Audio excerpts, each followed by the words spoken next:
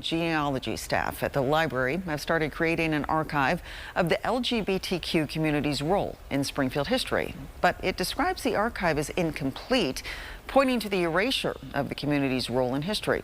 The staff says people of various gender identities and sexual orientations have existed for a long time, but intolerance, fear for one's life, and legal persecution have resulted in their stories going unheard or being lost over time.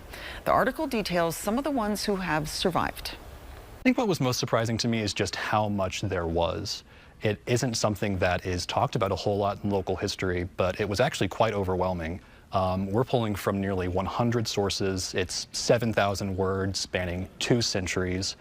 There really is a lot of LGBTQ plus history in Springfield and in the Ozarks, even if for most of its history it was more or less hidden.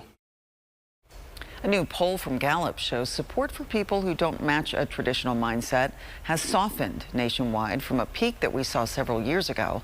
But that support is still much higher than the first surveys done in the 1990s. We have a link to the article on the Springfield Greene County Library's website in this story on ky3.com.